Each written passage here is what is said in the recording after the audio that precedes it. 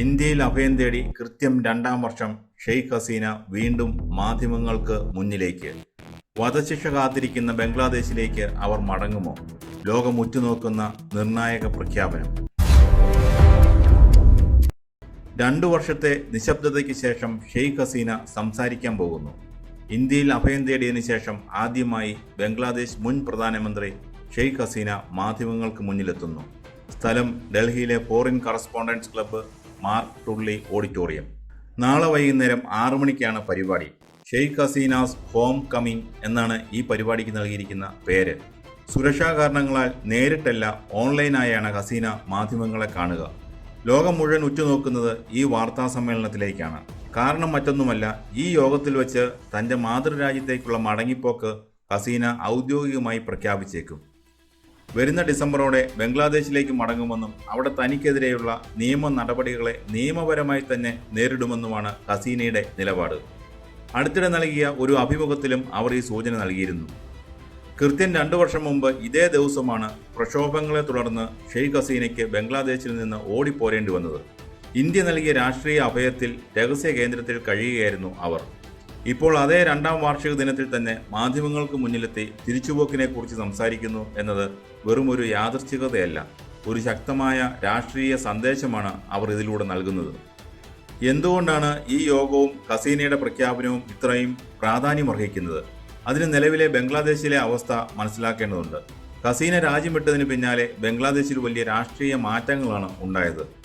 ഹസീന സർക്കാരിൻ്റെ കാലത്തുണ്ടായ സംഘർഷങ്ങളിലും കലാപങ്ങളിലും അന്വേഷണം നടത്തിയ ബംഗ്ലാദേശിലെ ഇന്റർനാഷണൽ ക്രൈംസ് ട്രൈബ്യൂണൽ ഷെയ്ഖ് ഹസീനയ്ക്ക് വധശിക്ഷ വിധിച്ചിരിക്കുകയാണ്. അതായത് ഹസീന ഇപ്പോൾ ഒരു ശിക്ഷാവിധി നേരിടുന്ന വ്യക്തിയാണ്. ഹസീനയെ ഉടനടി വിട്ടു നൽകണമെന്ന് ബംഗ്ലാദേശിലെ പുതിയ ഭരണകൂടം ഇന്ത്യയോട് ഔദ്യോഗികമായി ആവശ്യപ്പെട്ടിട്ടുണ്ട്. കൈമാറ്റ ഉടമ്പടി പ്രകാരം ഹസീനയെ തങ്ങൾക്ക് കൈമാറണമെന്നാണ് അവരുടെ നിലപാട്. എന്നാൽ ഇന്ത്യ ഇതിൽ ഇതുവരെ അന്തിമ തീരുമാനമെടുത്തിട്ടില്ല. കാര്യങ്ങൾ നിയമപരമായി പരിശോധിച്ചു വരികയാണെന്നാണ് കേന്ദ്ര വിദേശകാര്യ മന്ത്രാലയം വ്യക്തമാക്കുന്നത്. ഇന്ത്യയെ സംബന്ധിച്ച് ഇത് വളരെ വലിയൊരു നയതന്ത്ര പ്രതിസന്ധിയാണ്. ഒരു വശത്ത് അയൽരാജ്യമായ ബംഗ്ലാദേശുമായുള്ള രാഷ്ട്രീയ ബന്ധം, മറുവശത്ത് ഇന്ത്യയുടെ വിശ്വസ്തയായ പഴയ സഖ്യകക്ഷി ഷെയ്ഖ് ഹസീന. ഈ സാഹചര്യത്തിലാണ് ഡൽഹിയിൽ വെച്ച് ഹസീന മാധ്യമങ്ങളെ കാണുന്നത്. താൻ ഒളിച്ചോടിയതല്ലെന്നും മാതൃരാജ്യത്തേക്ക് മടങ്ങാൻ തയ്യാറാണെന്നും ലോകത്തിനു മുന്നിൽ കാണിക്കാനാണ് ഹസീന ശ്രമിക്കുന്നത്. ഡിസംബറിൽ മടങ്ങുമെന്ന പ്രഖ്യാപനം വഴി ബംഗ്ലാദേശിലെ നിലവിലെ ഇടക്കാല ഭരണകൂടത്തിനും അന്താരാഷ്ട്ര സമൂഹത്തിനും കൃത്യമായ മുന്നറിയിപ്പാണ് അവർ നൽകുന്നത്. ഹസീന ബംഗ്ലാദേശിൽ തിരിച്ചെത്തിയാൽ എന്ത് സംഭവിക്കും? 3 പ്രധാന സാധ്യതകളാണ് രാഷ്ട്രീയ നിരീക്ഷകർ ചൂണ്ടിക്കാണിക്കുന്നത്. 1. അറസ്റ്റും കടുത്ത വിചാരണയും. ഹസീന ധാക്കയിൽ വിമാനമിറങ്ങിയാൽ വിമാനത്താവളത്തിൽ വെച്ച് തന്നെ അറസ്റ്റ് ചെയ്യപ്പെടാം. വധശിക്ഷ വിധിക്കപ്പെട്ട കേസിൽ അവരെ ജയിലിലടയ്ക്കാനും വിചാരണ വേഗത്തിലാക്കാനും നിലവിലെ അധികാരികൾ ശ്രമിക്കും. ഇത് വലിയ ക്രമസമാധാന പ്രശ്നങ്ങൾക്ക് വഴി തുറക്കാം. 2ാമത്തെ സാധ്യത അവാമി ലീഗിൻ്റെ തിരിച്ചുവരവും രാഷ്ട്രീയ അസ്ഥിരതയുമാണ്. ഹസീനയുടെ പാർട്ടിയായ അവാമി ലീഗ് ഇപ്പോൾ വലിയ പ്രതിസന്ധിയിലാണ്. എന്നാൽ ഹസീന നേരിട്ട് രാജ്യത്തെത്തുന്നതോടെ പാർട്ടി പ്രവർത്തകർ വീണ്ടും സംഘടിക്കും. ഇത് ബംഗ്ലാദേശിൽ വലിയ തെരുവ് യുദ്ധങ്ങൾക്കും രാഷ്ട്രീയ അസ്ഥിരതയ്ക്കും കാരണമാകാം. ഹസീനയെ വിചാരണ ചെയ്യുന്നത് തടയാൻ പാർട്ടി വലിയ പ്രതിഷേധങ്ങൾ സംഘടിപ്പിച്ചേക്കാം. 3ാമതായി അന്താരാഷ്ട്ര സമ്മർദ്ദമാണ്. ഹസീന തിരികെ ചെന്ന് വിചാരണ നേരിടുമ്പോൾ വിചാരണ നീതിപൂർവമാണോ എന്ന് അന്താരാഷ്ട്ര സമൂഹം ഉറ്റുനോക്കും. മനുഷ്യാവകാശ സംഘടനകളുടെ ഇടപെടലും ഉണ്ടാകും. ഹസീനയുടെ ഈ തിരിച്ചുപോക്കിനോട് ഇന്ത്യ എങ്ങനെയാകും പ്രതികരിക്കുക?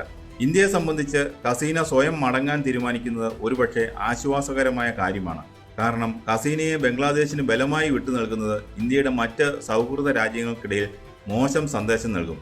അതേസമയം ഹസീനയെ വിട്ടു നൽകാതിരിക്കുന്നത് ധാക്കയിലെ പുതിയ ഭരണകൂടവുമായി ഇന്ത്യയെ ശത്രുതയിലുമാക്കും. എന്നാൽ ഹസീന സ്വമേധയാ മടങ്ങുകയാണെങ്കിൽ ഇന്ത്യക്ക് ഈ നയതന്ത്ര കെണിയിൽ നിന്ന് തലയൂരാൻ സാധിക്കും. തങ്ങൾ ആരോടും പക്ഷപാതം കാണിച്ചില്ലെന്ന് ലോകത്തോട് പറയാം. എന്തായാലും ബുധനാഴ്ച വൈകുന്നേരം 6 മണിക്ക് മാർക്ക് ടുള്ളി ഓഡിറ്റോറിയത്തിൽ നടക്കാൻ പോകുന്ന ഓൺലൈൻ വാർത്താ സമ്മേളനം വെറും ഒരു പ്രസ് മീറ്റ് അല്ല. അത് ദക്ഷിണേഷ്യൻ രാഷ്ട്രീയത്തിലെ പുതിയൊരു അധ്യായത്തിൻ്റെ തുടക്കമായിരിക്കും. ഹസീന എന്തു പറയും? ബംഗ്ലാദേശിലെ പുതിയ ഭരണകൂടം ഇതിനോട് എങ്ങനെ പ്രതികരിക്കും?